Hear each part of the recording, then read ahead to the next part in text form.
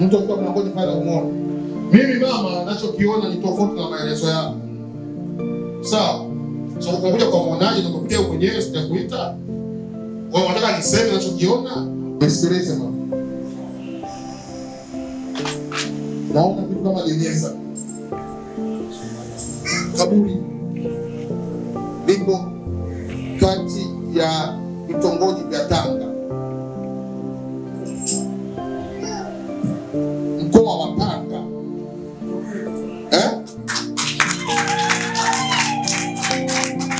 Mkoa wa Tanga, naona kaburi limechimbwa, na hilo kaburi lina tabia ya kumeza watu wa familia yenu. Kwa hiyo lazima baada ya miezi kadhaa patokee maugomvi ndani ya familia. Yaani ambapo kama miezi 6 au mwaka pasitokee shida, lazima itokee maugomvi ya ukoo. Ni kweli mama? Mama, ni kweli kabisa tukiongea. Lazima itokee maugomvi ya ukoo. Na kwenye yale maugomvi ya ukoo, ikitokea mmeenda au mmekusanyika pale, lazima mkitoka mmoja wenu au wawili waumwe.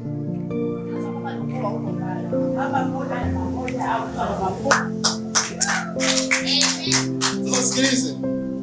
Safari ya mwisho ulioenda, kaburi lingebidi likumeze wewe.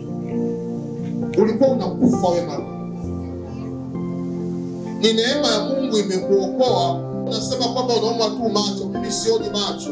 Mimi naona magonjwa makuu matatu walioyapiga ndani yako, na nitayasema. Naona pressure, naona sukari na mwili kudhoofika. Viungo vya mwili kudhoofika.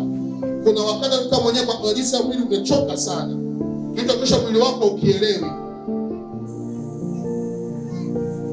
Unachotaka ni kweli mama? Anaongea ya kweli. Hapo wanaogopa kusema. Ni kweli anasema. Piga Yesu hapo makofi. Kama mama unataka upone. Yote ni sahihi. Au tumetoa hela tumeomba mje mtosho. Unaenda Tegeta? Mkanikosa. Kama mje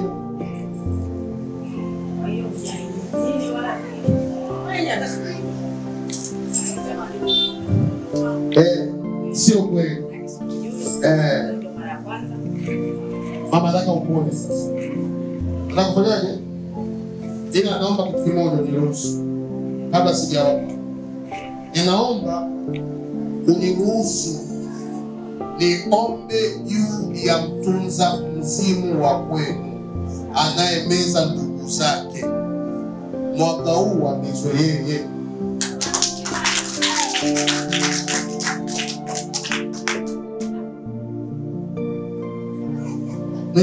Sababu ukipona wewe, maana yake tumekutoa kwenye mtego wao, na mzimu unahitaji nini?